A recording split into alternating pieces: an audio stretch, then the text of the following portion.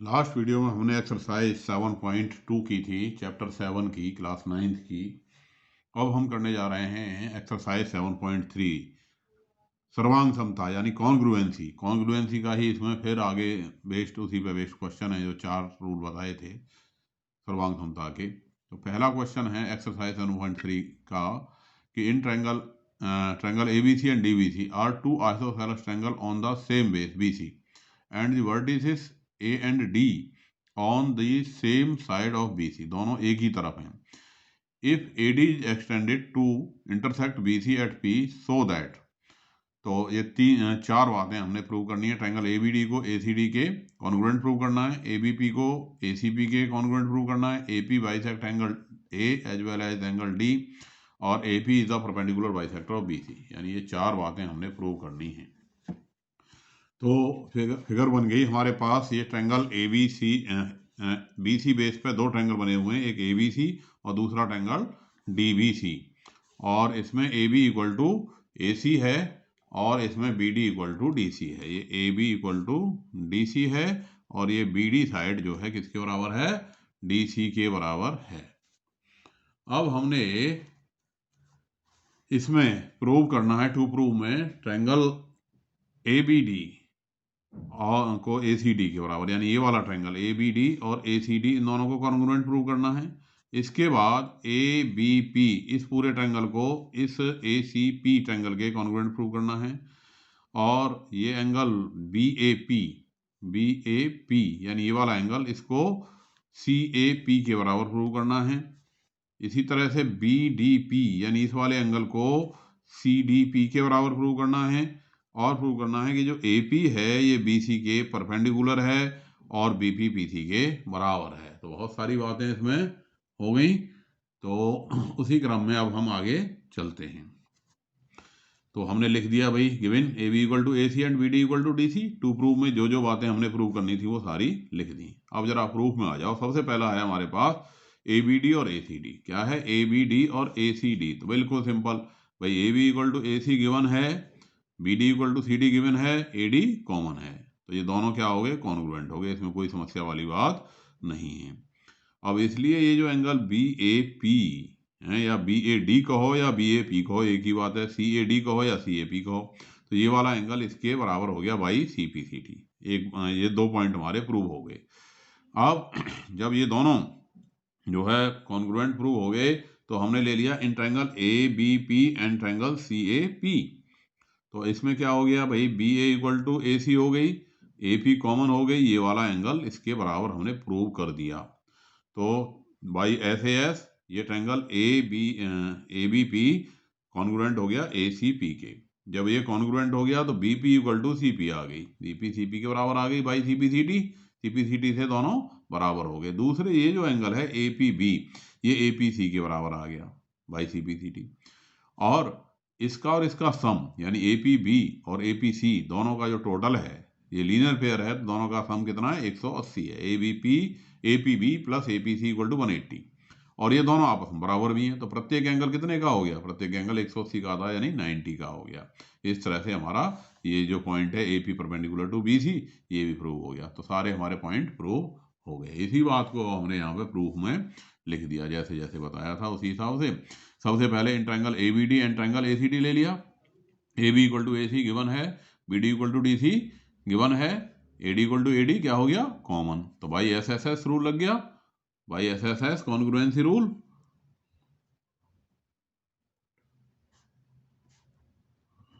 ABD triangle ABD congruent हो गया ACD के। ABD सर्वांग सम, क्या का निशान है? ये सर्वांग सम का। ACD सर्वांग सम हो गया, तो इसलिए BAP CAP के बराबर हो गया। ठीक है ना, बाई CPCT। अब दोनों ट्रायंगल ABP और ACP में ले लिया। AB इक्वल टू AC हो गया, BAP इक्वल टू CAP हो गया, प्रूव कर चुके हैं। AP equal to AP common हो गया। तो अब यहाँ पे ऐसे ऐसे ये क्या हो गया? ABP ACP के कॉन्ग्रुएंट हो गया। इसलिए BP equal to PC by CPCT and triangle angle APB equal to angle APC, ये भी बाई CPCT। अब APB प्लस APC क्या है? दोनों का सम 180 है। तो APB और APC आपस में बराबर भी हैं और दोनों का सम 180 है। क्यों? क्या है? ये लीनियर पेयर बनना है, लीनियर पेयर बनना है। तो इसलिए APB इक्वल टू APC 180/2 यानी 90 डिग्री आ गया, यानी AP is perpendicular to BC आ गया। अब अगर हम BDP और CDP को प्रूव करना चाहें, BDP और CDP में ले लिया तो BD equal to DC given हो गया, DP equal to DP common हो गया, और BP इक्वल टू PC अभी हमने प्रूव किया है। तो इससे by SSS triangle BDP is congruent to triangle CDP। तो इसलिए एंगल जो BDP है वो भी CDP के बराबर हो गया, BDP इक्वल टू CDP। तो दी गई सारी बातें प्रूव हो गई, कई सारी बातें थी, सारी बातें प्रूव हो गई, उसी को हमने इस तरह से लिख दिया। अब है हमारे पास ये क्वेश्चन नंबर 2। क्वेश्चन नंबर 2 क्या कहता है कि AD is an altitude of N isosceles triangle ABC in which AB equal to AC. AD is an altitude of isosceles triangle ABC in which AB equal to AC, so that AD bisect BC and AD bisect angle A. Clear? तो क्या कहा इसने कि in triangle ABC, ये triangle हमारे पास ABC है, इसमें AB AC के बराबर है और AD क्या है, परपेंडिकुलर है। परपेंडिकुलर का मतलब ये एंगल हमारे पास क्या है, 90 डिग्री है। AD is perpendicular to BC। Prove करना है हमने कि BD DC के बराबर होगी और एंगल BAD CAD के बराबर होगा। तो बड़ी साफ सी बात समझ में आ रही है कि इन दोनों ट्रायंगल को हम क्या कर दें, कॉन्ग्रुएंट प्रूव कर दें। अब कॉन्ग्रुएंट प्रूव करने के लिए क्या क्या दिखाई दे रहा है हमारे पास, भाई ये साइड इसके बराबर है और ये साइड दोनों में कॉमन है, दोनों में कॉमन है, और ये एंगल क्या है, 90। तो दोनों क्या हो गए, राइट एंगल हो गए। अब राइट एंगल हो गए, साथ साथ ये हाइपोटेन्यूज बराबर हो गया और एक साइड बराबर हो गई। तो इसलिए RHS रूल से दोनों क्या हो गए, कॉन्ग्रुएंट हो गए। कॉन्ग्रुएंट हो गए तो CPCT से BD इक्वल टू DC आ गई और BAD इक्वल टू CAD आ गया।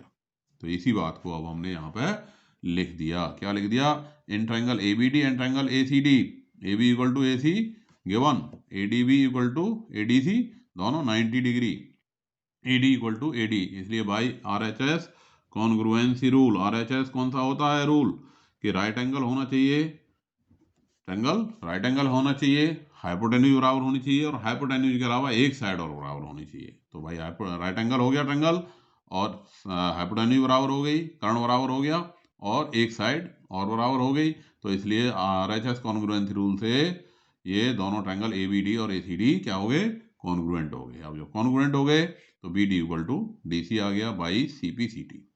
तो angle BAD equal to CAD ये भी बाई CPCT आ गया। इस तरह से हमारा क्वेश्चन प्रूव हो गया। क्वेश्चन नंबर 2 आसान सा था, छोटा था, ज्यादा बातें नहीं थी, तो जल्दी ही प्रूव हो गया। अब है ये क्वेश्चन नंबर 3। अब थर्ड में थोड़ा सा इसने चीजों को बढ़ा दिया। क्या करा इसने, क्या बढ़ा दिया इसमें तीसरे में, कि two sides AB and BC and median AM of triangle ABC are respectively equal to the side PQQR and median PN of triangle PQR। यानी दो ट्रायंगल हैं, एक ट्रायंगल ABC है, दूसरा ट्रायंगल PQR है, और ABC की जो मीडियन है उसका नाम AM दिया और जो PQR है उसकी जो मीडियन है वो QR नाम दिया। तो अगर इसमें जो है क्या क्या दे रखा है, AB and BC and median AM, triangle ABC की ये बराबर हैं किसके, PQQR और PN के। तो हमें प्रूव करना है कि triangle ABC is congruent to triangle PQN and triangle ABC is congruent to triangle PQR। यानी त्रिभुज ABM सर्वांग सम है PQN के और ABC सर्वांग सम है त्रिभुज PQR के। ये बात हमने प्रूव करनी है। चलिए प्रूव करते हैं, पहले समझ लेते हैं किस्सा क्या है। ये ट्रायंगल ABC है और ये ट्रायंगल PQR है। तो गिवन क्या है हमारे पास, गिवन ये है कि भाई AB इक्वल टू PQ है, BC इक्वल टू QR, ये पूरी की पूरी BC QR के बराबर है, और AM यानी ये जो मीडियन है, AM क्या है, मीडियन है, AM इक्वल टू PN है, और AM और PN क्या है, दोनों मीडियन है। मीडियन है तो M क्या हो गया, इसमें मिड पॉइंट हो गया इसका, और ये N QR का मिड पॉइंट हो गया। अब टू प्रूव क्या करना है हमने, कि triangle ABM congruent to triangle PQN। भाई ये ट्रायंगल पहले ABM को PQN के कॉन्ग्रुएंट प्रूव करना है, उसके बाद पूरे इस ट्रायंगल ABC को PQR के कॉन्ग्रुएंट प्रूव करना है, सर्वांग सम सिद्ध करना है। तो समझ लीजिए कैसे करते हैं। भाई पहले हमने इन दोनों ट्रायंगल में ले लिया किस किस में, ए बी एम में और पी क्यू एन में। A B equal to P Q given है हमारे पास, A M equal to P N given है, और B C equal to Q R given है। तो अब जब एम इसका बी सी का आधा है तो बी एम क्या हो गया, B M M mid point है तो बी एम क्या हो गई, बी सी की आधी हो गई, और जो क्यू एन है वो किसकी आधी हो गई, क्यू आर। तो पूरे का आधा बराबर होगा भाई, जब पूरा बराबर है, B C equal to Q R है तो इसका आधा बी एम क्यू एन के बराबर होगा। तो इसलिए ये triangle A B M triangle P Q N के क्या हो गया, कॉन्ग्रुएंट हो गया, सर्वांग सम हो गया। कौन से रूल से, एस एस एस रूल से, साइड साइड साइड तीनों साइड, क्योंकि ये साइड इसके बराबर हो गई गिवन, ये साइड इसके बराबर हो गई गिवन, और ये साइड इसके बराबर प्रूव्ड में आ गई। ठीक है, अब जब ये दोनों ट्रायंगल कॉन्ग्रुएंट हो गए तो ये जो एंगल बनेगा बी, ये एंगल क्यू के बराबर हो गया कि नहीं, by C P C T. अब इन दोनों ट्रायंगल में ले लो भाई, ए बी सी में और पी क्यू आर में। A B equal to P Q given, B C equal to Q R given, और angle B equal to angle Q proved. तो इसलिए बाई एस ए एस से ये जो है ट्रायंगल ए बी सी, ये P Q are के congruent हो गया। अब इन्हीं सारी बातों को हमने जो है इसमें लिख देना है। गिवन में क्या हो गया, triangle A B C and triangle P Q R, A B equal to P Q, B C equal to Q R, A M equal to P N, and A M and P N are median of the triangle, ये लिख दिया। To prove में triangle A B M and triangle is congruent to triangle P Q N and triangle A B C is congruent to triangle P Q R. ये दोनों बातें question में से आ गई। अब प्रूफ में, क्योंकि A M is the median so that and P N is also median, so that B M equal to B C by two and Q N equal to Q R by two, और B C equal to Q R हमारे पास given है जो अभी मैंने समझाया था, तो इसलिए B M equal to Q N हो गया। इसलिए in triangle A B M and triangle P Q N में क्या हो गया, A B equal to P Q, A M equal to P N and B M equal to Q N. तो इसलिए by S S S congruency rule, यानी भुजा भुजा भुजा नियम से त्रिभुज ए बी एम सर्वांग सम हो गया त्रिभुज पी क्यू एन के, और एंगल बी बराबर हो गया एंगल क्यू के, एंगल बी किसके बराबर हो गया, एंगल क्यू के by C P C T. सर्वांग सम त्रिभुजों के संगत भाग बराबर होते हैं। अब इसके बाद हम ले सकते हैं कौन कौन सा ट्रायंगल, ए बी सी और पी क्यू आर, दोनों को वही बात लिख दी जो अभी समझाई थी। तो A B equal to P Q given हो गया, angle B equal to angle Q proved, by C P C T अभी प्रूव किया, B C equal to Q R ये भी गिवन है। तो इसलिए by S A S rule से triangle A B C and triangle P Q R congruent, या ऐसे लिख दो भाई, triangle A B C is congruent to triangle P Q are. त्रिभुज ए बी सी सर्वांग सम है त्रिभुज पी क्यू आर। को ये लाइन ना भी लिखो तब भी कोई बात ना, इसकी जरूरत नहीं थी, लेकिन चलो लिख गई। फोर्थ क्वेश्चन क्या कहता है, fourth question, BE and CF are two equal altitudes of triangle ABC, कि BE और CF दो बराबर के शीर्ष लंब हैं त्रिभुज ABC के, using RHS congruency rule. Specially कहा उसने भाई RHS रूल आपने लगाना है और सिद्ध कीजिए कि that the triangle ABC is isosceles, के ABC आइसो इसके जो है क्या कहते हैं, prove that the triangle ABC is isosceles, ABC triangle isosceles है, समबाहु त्रिभुज है। बिल्कुल clear. In triangle ABC BE is perpendicular to EC, BE EC के परपेंडिकुलर हो गया, CF is perpendicular to AB, और हमें दे रखा है ये बीई सीएफ के बराबर है, और प्रूव क्या करना है, एबी इक्वल टू एसी, और ये भी बता रखा है आरएचएस कॉन्ग्रुएंसी रूल लगाना है और कुछ नहीं लगाना। तो इसमें अब हम थोड़ा सा समझना पड़ेगा कि भाई इसमें ये वाला एंगल 90 हो गया और इस वाले में ये वाला एंगल 90 हो गया।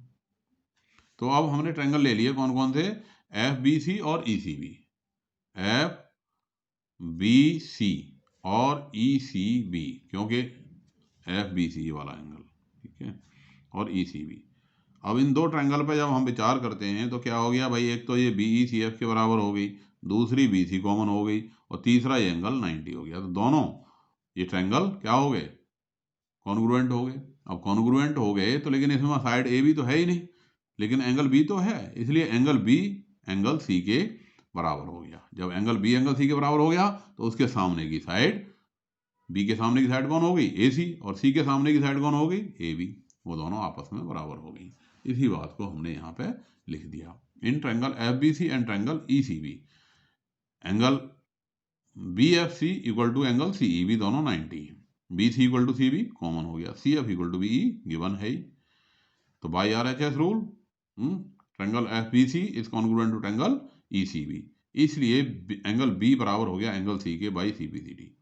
इसलिए इन ट्रायंगल अब बी बराबर सी के हो गया, तो जब कोण बराबर हैं ए बी सी में, A B equal to A C, reason लिख देंगे side opposite equal angles are equal, कि समान कोण के सामने की भुजा बराबर होती है। तो इस तरह से ये बात हमारी प्रूव हो गई। क्वेश्चन नंबर 5 है, क्या कहता है question number 5, A B C is an isosceles triangle. A B C एक आइसोसेलेस ट्रायंगल है जिसमें A B equal to A C है और draw A P perpendicular to B C और ए पी बी सी के परपेंडिकुलर खींचा गया है, तो so that angle B equal to angle C, सिद्ध कीजिए कि एंगल बी एंगल सी के बराबर है। Simple question, A B C में A B equal to A C given है और ए पी यहाँ से परपेंडिकुलर डाला गया है, प्रूव करना है एंगल बी एंगल सी के बराबर होगा। बिल्कुल सिंपल, क्या हो गया भाई, ये दोनों ट्रायंगल ले लिए ए पी बी और ए पी सी, तो ये साइड इसके बराबर है, ये साइड इसमें कॉमन है, ये एंगल 90 हो गया। तो इसलिए by R H S congruency दोनों ये ट्रायंगल क्या हो गए, कॉन्ग्रुएंट हो गए, तो angle B equal to angle C by C P C T आ गया। सिंपल बात, इसी बात को हमने लिख दिया गिवन में टू प्रूव। अब प्रूफ में इसी बात को हमने लिख दिया, in triangle A P B and triangle A P C, A B equal to A C given, A P equal to A P common, angle A P B equal to angle A P C 90 degree, इसलिए by R H S triangle A P B is congruent to triangle A P C, इसलिए angle B equal to angle C by C P C T. यही बात हमने prove करनी थी, hence proved. ठीक है, तो इस तरह से ये एक्सरसाइज 7.3 क्लियर हो गई होगी। अब 7.4 में कुछ बातें हैं जो हमें समझ लेनी चाहिए। 4 रिजल्ट की हम बात कर रहे हैं, 3 ही दे रखे हैं बुक में, लेकिन मैं एक चौथा भी बता रहा हूं। एक और होता है कि if 2 sides of a triangle are unequal. अभी पीछे में हमने क्या बात की थी कि 2 साइड बराबर हैं, अब हम यहाँ बात कर रहे हैं कि यदि 2 साइड बराबर नहीं, अनइक्वल है ना, उनकी लंबाई बराबर नहीं। If 2 sides of a triangle are unequal, the angle opposite to longer side is larger. तो बड़ी भुजा के सामने का जो कोण होगा वो बड़ा होगा, the angle opposite to longer side, यानी अगर किसी ट्रायंगल की 3 भुजाएं हैं और 3 भुजाएं जो है अलग अलग लंबाई की हैं, तो जो बड़ी भुजा है, बड़ी भुजा के सामने का कोण बड़ा होगा। चलो मैंने एक ट्रायंगल बना दिया, चेक करके देख लेते हैं। मान लिया ये मैंने एक साइड यहाँ खींच दी इसकी 7 की लगभग, ठीक है, ये ए बी नाम दे दिया मैंने। अब एक साइड में यहाँ खींच देता हूँ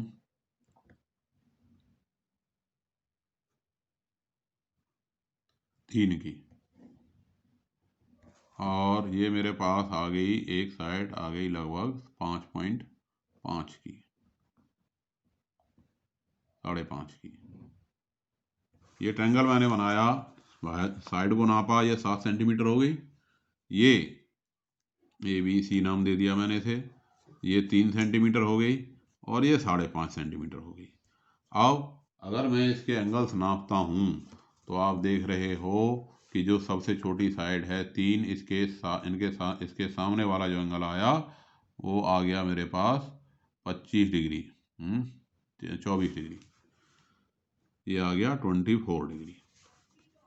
और इस एंगल को जब मैंने नापा तो ये आ गया 45 डिग्री, 45 डिग्री, 46, 46 और 70। और जब इसे नाप रहा हूं मैं तो ये मेरे पास आ गया 110 डिग्री। तो इससे हमें क्या पता लगा, इससे ये पता लगा कि अगर साइड बड़ी है, ये 7 सेंटीमीटर की सबसे बड़ी थी, तो इसके सामने का कोण भी सबसे बड़ा आया। इसी तरह से अगर ये साइड जो थी बीच की 5.5, ये इससे छोटी है तो इसके सामने का एंगल इससे छोटा है। अब ये 3 सबसे छोटी है तो इसके सामने का एंगल सबसे छोटा आ गया। तो यानी क्लियर होगी बात कि अगर बड़ी भुजा है तो बड़ी भुजा के सामने का कोण भी बड़ा होगा। इसका उल्टी बात वही, in any triangle the side opposite to the larger angle is longer, कि अगर हम उल्टा कहें कि भाई जो एंगल बड़ा है तो उसके सामने की साइड भी बड़ी होगी। तो इस तरह से ये बात हमने बना करके देख ली। अब एक रिजल्ट और आता है कि the sum of any two sides of a triangle is greater than the third side of triangle, कि किसी भी त्रिभुज की दी गई दो भुजाओं का जोड़ हमेशा तीसरी से ज्यादा होता है। The difference of any to, और इसी में ऐसे भी कह सकते हैं कि the difference of any two sides of a triangle is smaller then the third side, कि दो साइड का जो डिफरेंस निकालें तो वो हमेशा तीसरी से छोटा होगा। इस ट्रायंगल पे हम चर्चा कर लेते हैं भाई क्यों होता है ऐसा। मान लिया ये साइड है 7 सेंटीमीटर की, तो अगर ट्रायंगल बन रहा है तो ए और बी से इनका जो जोड़ होगा, जैसे 5.5 + 3 दोनों कितना हो गया 8.5, ये इससे फालतू ही होगा। क्यों होगा? क्योंकि ए से हम बी तक अगर सीधे जाते हैं, स्ट्रेट जाते हैं, तो वो दूरी हमेशा छोटी होगी। और ये हम कैसे गए? टेढ़े गए, यानी घूम करके गए। घूम करके जाएंगे तो ये दो भुजाएं तभी ट्रायंगल तभी बनेगा जब इनका जो सम है वो इससे ज़्यादा हो गया। क्योंकि दो पॉइंट्स को मिलाने वाला जो सेगमेंट होता है वो शॉर्टेस्ट डिस्टेंस होती है, सबसे छोटी दूरी होती है दो पॉइंट के बीच में। अगर हम दो पॉइंट ए और बी को मिला दिया तो यानी ए और बी को मिलाने वाला जो रेखाखंड है ये सबसे छोटी डिस्टेंस होगी। बाकी आप किसी भी रास्ते से जाओ, ऐसे जाओ चाहे ऐसे जाओ, घूम करके, यानी जब भी ट्रायंगल बनाओगे तो वो जो रास्ता है इससे लंबा ही आएगा। तो इससे ये बात प्रूव हो गई कि त्रिभुज की दो भुजाओं का योगफल हमेशा तीसरी से ज़्यादा होता है। और इसको हम ऐसे भी कह सकते हैं कि अगर अंतर निकालें तो दो भुजाओं का जो अंतर आएगा वो हमेशा तीसरी से क्या होगा? छोटा होगा। अब इसी पे बेस्ड है हमारी एक्सरसाइज 7.4। तो इस 7.4 के आसान से क्वेश्चन है कुछ, तो इनको हम बड़े छोटे का है यहाँ हिस्सा, तो उसको समझ लेते हैं। पहला क्वेश्चन है 7.4 का कि so that the right angle triangle the hypotenuse is the longest side, कि सिद्ध कीजिए समकोण त्रिभुज में कर्ण जो होता है वो सबसे बड़ा होता है। मान लिया ये ट्रायंगल मैंने ले लिया ABC और एंगल बी ले लिया कितने का? 90 का। भाई ये 90 का बना दिया तभी तो राइट एंगल होगा। तो हमें प्रूव करना है कि ये जो 90 के सामने की साइड है AC, ये बाकी दोनों साइड BC और AB से बड़ी होगी। तो हमने लिख दिया in triangle ABC angle B = 90। To prove में सिद्ध करना है हमें, क्या लिख दिया? AC बड़ा होगा AB से और AC बड़ा होगा BC से। अब इसका उपपत्ति यानी प्रूफ, हिंदी में जैसे हम कहते हैं उपपत्ति, क्या हो गई? भाई त्रिभुज के तीनों कोणों का योगफल इन triangle ABC angle A + angle B + angle C बराबर क्या होता है? 180 डिग्री होता है। तीनों का जोड़ कितना होता है? 180 होता है। अब एंगल B कितने का है हमारे पास? 90 का है। 90 का है तो A + C, और ये B की जगह 90 लगा दिया तो A + C हमारे पास कितना आ गया? 90 आ गया। अब A और C दोनों का जोड़ 90 है और B अकेला 90 का है। तो इसका मतलब क्या हो गया? इसका मतलब ये हो गया कि एंगल A, भाई जब A और C दोनों का जोड़ 90 है तो A भी अब दोनों का जोड़ अपने योगफल से तो छोटे होंगे, तो यानी एंगल A भी 90 से छोटा है और एंगल C भी 90 से छोटा है। इसका अर्थ ये हो गया कि भाई दोनों का जोड़ जब 90 है then angle A is less than angle less than 90 and also angle C is less than 90, या क्योंकि B क्या है? 90 है, तो या ये कहें कि एंगल A एंगल B से छोटा है और एंगल C भी B से छोटा है। तो जब छोटे कोण के सामने की भुजा छोटी होगी तो इस छोटे के सामने की भुजा BC छोटी हो गई किससे? B के सामने की भुजा AC से। इस C के सामने की भुजा AB छोटी हो गई इस B के सामने की भुजा AC से। तो इस तरह से ये हमारी बात प्रूव हो गई। Reason side opposite to larger angles is longer है। बड़ी भुजा के सामने का कोण बड़ा और छोटे ही भुजा के सामने का वो बड़ी भुजा, बड़े कोण के सामने की भुजा बड़ी और बड़े छोटी भुजा के सामने की भुजा छोटी होगी। अब इसी तरह से हमारे पास ये क्वेश्चन नंबर 2 है। क्या कहता है कि इन फिगर 7.48 चित्र में दे रखा है AB and AC of triangle ABC extended to P and Q respectively, also angle PBC छोटा है QCB से, so AC is greater than AB। ये हो गया हमारा क्वेश्चन दूसरा, ये फिगर हो गई। अब ये सारी बातें जो दी हुई हैं इनको हमने लिख दिया, क्योंकि आपके पास किताब होगी तो ये क्वेश्चन इसमें से आपने पढ़ लिया होगा। क्या दे रखा है गिवन कि भाई ये ABC ट्रायंगल है, इसमें AB को हमने आगे P तक बढ़ा दिया और AC को Q तक बढ़ा दिया। तो ये जो एंगल बना कौन सा? PBC। ये जो PBC एंगल है ये छोटा है और ये जो QCB बना है ये एंगल बड़ा है। अब आपने सिद्ध करना है कि AC AB से बड़ी होगी, यानी ये जो AC है ये AB से बड़ी होगी। ये बात हमको प्रूव करनी है। तो अब सोच लें हम क्या है भाई, ये वाला एंगल छोटा है, ये वाला एंगल बड़ा है। अब ये एंगल प्लस ये एंगल कितना है 180 है, ये एंगल प्लस ये एंगल कितना है 180 है। क्यों है? लीनियर पेयर है। जब दो संख्याओं का जोड़ बराबर हो, भाई ये प्लस ये 180, ये प्लस ये 180 है, तो अब ये जो है छोटी है और ये बड़ी है, तो इसका मतलब ये जो इसके साथ वाला है, ये जो छोटा है छोटे के साथ वाला बड़ा होगा। जैसे हम कहें कि 3 2 जमा 6 और बराबर है हमारे पास 3 जमा 5, ठीक है कि नहीं? 2 जमा 6 बराबर है 3 जमा 5। अब अगर 2 क्या है छोटा है 3 से, 2 छोटा है 3 से, तो इसके साथ वाला जो 6 है ये निश्चित रूप से बड़ा होगा किससे? 5 से बड़ा होगा कि नहीं? भाई 6 5 से बड़ा होगा तभी ये बराबर हो सकते हैं। तो इसी बात को हमने यहाँ पे लिख दिया प्रूफ में। Angle ABC plus angle PBC equal to 180 linear pair है। ACB प्लस QCB क्या हो गया? 180 लीनियर पेयर है। दोनों का जोड़ बराबर हो गया भाई ABC प्लस PBC बराबर ACB प्लस QCB। अब क्योंकि PBC छोटा है QCB से, तो इसका मतलब है कि इसके साथ वाला दूसरा ABC बड़ा होगा ACB से। अभी जैसे जो मैंने 2 और 6 जब बराबर 3 जमा 5 की बात बताई कि जब 2 3 से छोटा है तो 6 5 से बड़ा होगा ही, अगर जोड़ बराबर है। तो इसलिए ABC बड़ा हो गया ACB से, ABC बड़ा हो गया ACB से। इसका मतलब ABC के सामने की साइड, ये जो ABC ये वाला इस एंगल के सामने की साइड AC बड़ी हो गई किससे? C के सामने की साइड AB से। तो इसी बात को हमने यहाँ AC is greater than AB लिख दिया, रीजन वही लिख दिया। Side opposite to longer angle larger angle is longer. बड़े कोण के सामने की भुजा बड़ी होती है। अब आ जाओ क्वेश्चन नंबर 3। क्या कहता है? क्वेश्चन नंबर 3 कहता है कि in figure 7.49 angle B is, ये बनी हुई है फिगर, इसका नाम 7.49 दे रखा है कि अगर एंगल बी छोटा है एंगल ए से, ये वाला जो एंगल है बी ये छोटा है एंगल ए से, ठीक है, और जो एंगल सी है ये वाला एंगल, ये एंगल डी से छोटा है, तो सिद्ध कीजिए कि जो ए डी है ए से डी ये छोटी होगी बी सी से। बिल्कुल आसान सी बात कि जब in triangle O A B में बी छोटा है ए से, तो बी के सामने की साइड ओ ए छोटी होगी, एंगल ओ ए छोटी होगी ओ बी से, ठीक है। इसी तरह से इसमें ओ सी डी में क्या दे रखा है? सी छोटा है डी से, सी छोटा है डी से, तो सी के सामने की साइड ओ डी किससे छोटी होगी? ओ सी से छोटी होगी। और दोनों छोटे छोटों को जोड़ दिया, जैसे मान लिया 2 छोटा है किससे? 4 से, और 3 छोटा है किससे? 5 से, तो इन दोनों को जोड़ोगे 2 जमा 3 कितना आ गया? जोड़ने पे प्लस कर दिया तो 5 जो है वो निश्चित रूप से 9 से तो छोटा होगा ही। 2 3 5 4 और 5 9, क्योंकि अगर हम इन दोनों को प्लस कर दें ऐसे तो जो दोनों को जोड़ने पे ये छोटा ही आएगा। इसी बात को हमने लिख दिया। In triangle O A B angle B is less than angle A so that O A is smaller than O B, सामने की भुजा, रीजन वही। ओसीडी में सी छोटा है डी से, इसलिए ओडी ओसी से छोटी होगी, रीजन वही। Side opposite to larger angle is longer. अब इन दोनों को जोड़ दिया तो O A plus O D is less than O B plus O C. O A plus O D O B plus O C से छोटी होगी, तो O A plus O D क्या हो गया? ए डी, और ओ बी प्लस ओ सी क्या हो गया? बी सी, ठीक है। तो इस तरह से हमारा क्वेश्चन प्रूव हो गया।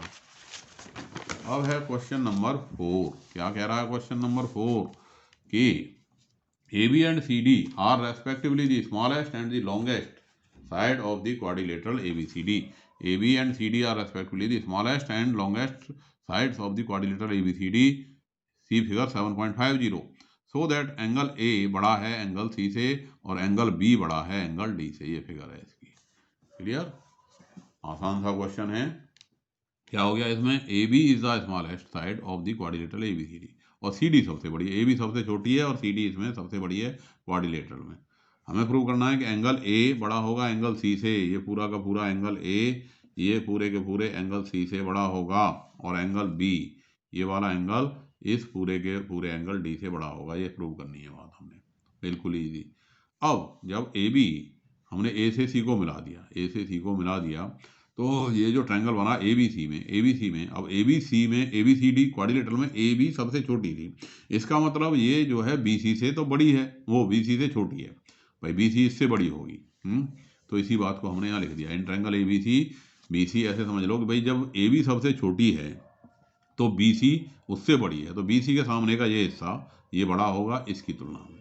अब CD सबसे बड़ी है, सबसे बड़ी है इसका मतलब CD AD से बड़ी है, तो यानी AD के सामने का ये वाला एंगल छोटा होगा और इस CD के सामने का ये वाला एंगल बड़ा होगा।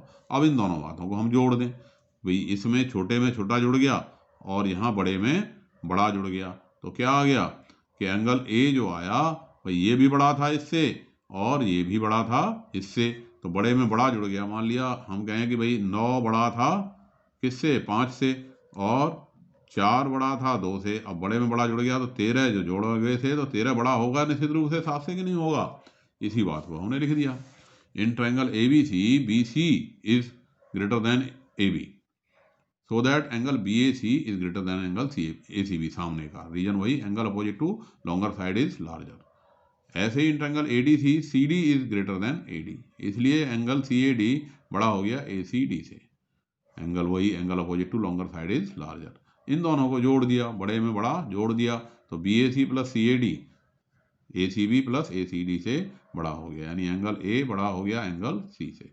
सिमिलरली बाय ज्वाइनिंग BD, इसी तरह से अगर हम B से D को मिला देंगे तो इसमें वही बात जो है हम प्रूव कर सकते हैं। भाई B से D को मिला देंगे तो अब ये वाली साइड छोटी हो जाएगी इससे AD से, ये वाला एंगल बिल्कुल सिमिलरली इसी तरह से प्रूव कर सकते हैं। तो ये चौथा क्वेश्चन समझ में आ गया होगा। अब पांचवा क्वेश्चन है, in figure 7.51 PR is greater than PQ and PS is the bisector of angle QPR. Prove that angle PSR is greater than angle PSQ. 7.51 ये फिगर है। क्या दे रखा है, इन ट्रायंगल PQR, PR बड़ी है, ये वाली साइड बड़ी है किससे, PQ से बड़ी है, और इस एंगल P का हमने क्या खींच दिया, बाइसेक्टर खींच दिया। बाइसेक्टर खींच दिया तो PSR ये वाला एंगल, ये PS पे मिल गया। हमें प्रूव करना है कि ये जो एंगल बनाएगा PSR इधर वाला, ये बड़ा होगा किससे, PSQ से, ठीक है कि नहीं, PSQ से बड़ा होगा। बिल्कुल आसान सी बात भाई, जब ये बाइसेक्टर है तो ये और ये एंगल दोनों बराबर हो गए। अब क्योंकि PR बड़ी है PQ से, PR बड़ी है PQ से, तो PR के सामने का कोण Q बड़ा होगा किससे, PQ के सामने के कोण R से, ठीक। अब ये वाला एंगल किसके बराबर है, इसके प्लस इसके, ये क्या है, एक्सटीरियर एंगल ऑफ ट्रायंगल, और ये एंगल किसके बराबर है, इसके और इसके सम के बराबर है, दोनों के, क्योंकि ये क्या है, एक्सटीरियर एंगल ऑफ ट्रायंगल। तो इसका मतलब क्या आ गया भाई, ये प्लस ये प्लस ये बराबर ये, एक्सटीरियर एंगल। इसी तरह से ये वाला एंगल बराबर एंगल ये वाला प्लस ये वाला, ये और ये बराबर है, ठीक है। तो सीधी सी बात वही आ गया रिजल्ट, इसी को हमने लिख दिया।